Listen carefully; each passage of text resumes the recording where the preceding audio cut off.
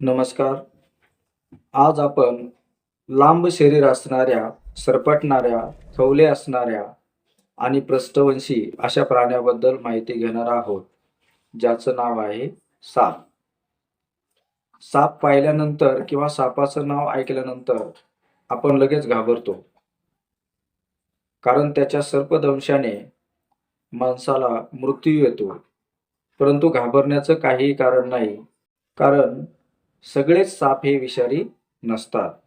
म्हणून आपल्याला नेमका कोणत्या सापाने सर्पदंश केलेला आहे हे आपल्याला माहिती नसतं आणि आपण घाबरून जातो आणि त्या घाबरण्यामुळंच आपल्याला भीती वाटते आणि आपण परिणामी ते मृत्यूपर्यंत जाऊ शकतो.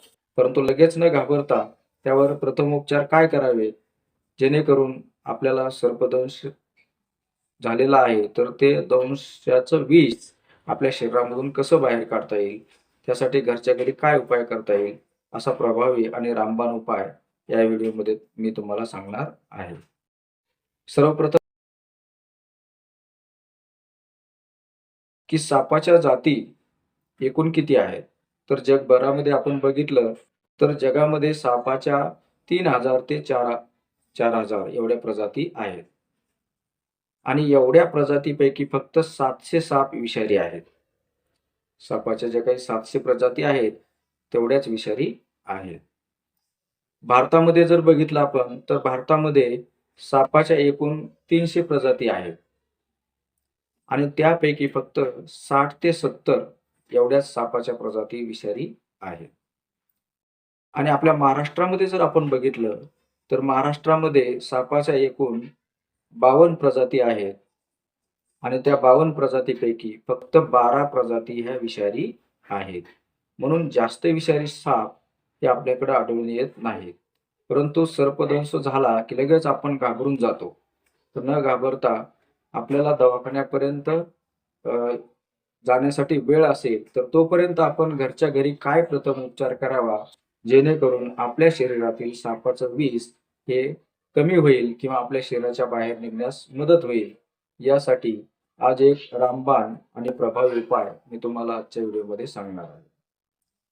त्या अगोदर आपल्या घरी किंवा घरामध्ये साप येऊ नये, यासाठी आपण काय काळजी घेतली पाहिजे? तर त्यासाठी आपल्या घराच्या अंगणात, परिसरामध्ये आपण झेंडूची झाडं, सर्पगंधा नावाची वनस्पती, देवदार नावाचं जे काही वृक्ष आहे, अशा जर वृक्षांना आपण आपल्या परिसरामध्ये लावलं, तर त्यामुळे साप आपल्या घरामध्ये येणार नाही. त्याचबरोबर आपल्या घरामध्ये दालचिनी तेल, लवंग तेल,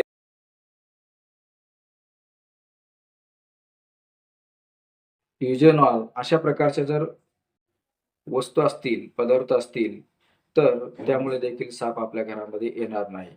तसेच आपल्या घराचा जो परिसर आहे, त्या परिसरामध्ये स्वच्छता असणं गरजेचं आहे. कुठेही दगडाचे ढिगारे, लाकडाचे ढिगारे, कचरा साठलेला असं जर असेल, तर त्यावेळेस काय होतं, अशा अडचणीच्या ठिकाणी साप येऊन बसतात. त्याचबरोबर आपल्या घरामध्ये उंदीर सुद्धा जास्त नकोत. कारण उंदीर हे सापाचं खूप आवडतं खाद्य आहे. म्हणून उंदीर जेवढे आपल्या घरामध्ये कमी करता येतील, तेवढे आपण प्रयत्न केले पाहिजे किंवा आपल्या घरामध्ये उंदीर आलाच नाही पाहिजे, असा आपण प्रयत्न करायला पाहिजे. त्याचबरोबर आपल्या घरामध्ये जो कांदा असतो, लसूण असतो, हे पदार्थ देखील आपल्या घरामध्ये ह्या वस्तू सुद्धा असायला पाहिजे. कारण त्याच्या उग्र वासामुळे देखील साप आपल्या घरामध्ये येत नाही. पण आपण शेतामध्ये काम करतो, कुठे जंगलात फिरायला गेलो आणि अशा वेळेस जर आपल्याला सर्पदंश झाला, तर मग आपण काय उपाय करायचा? कारण आपल्या त्या ठिकाणापासून दवाखाना हा खूप लांब असतो आणि मग साप चावल्यानंतर आपल्याला लगेच त्याची रिएक्शन होते आणि त्याचे परिणाम आपल्या शरीरावर दिसून येतात. मग दवाखान्यापर्यंत जाऊस तर आपण काय उपाय करायला पाहिजे? तो उपाय आपण आज सांगणार आहोत. तर व्हिडिओ शेवटपर्यंत पहा. व्हिडिओ स्किप करू नका. उपाय आवडल्यास आरोग्य वार्ता मराठी या चॅनलला सबस्क्राईब करा, लाईक करा आणि शेअर करा. तर आपण आता पाहिलं की सापाच्या एकूण जगभरामध्ये किती प्रजाती आहेत, भारतामध्ये किती आहेत, महाराष्ट्रामध्ये किती आहेत आणि त्याच्यापैकी विषारी प्रजाती किती आहेत. आणि मग विषारी प्रजातीमध्ये एक 2-4 नावं मी तुम्हाला सांगतो. त्यामध्ये गोनस आहे, मण्यार आहे, उशेर नावाचे आहेत आणि सगळ्यात सापाचा जो राजा आहे, सगळ्या सापावर अधिकार गाजवणारा, तर त्याला आपण किंग कोब्रा असं म्हणतो. कारण तो सापालाही खातो, इतर बेडूक वगैरे कीटकांना देखील तो खातो. सर्वांवर अधिकार गाजवणारा असा तो किंग कोब्रा.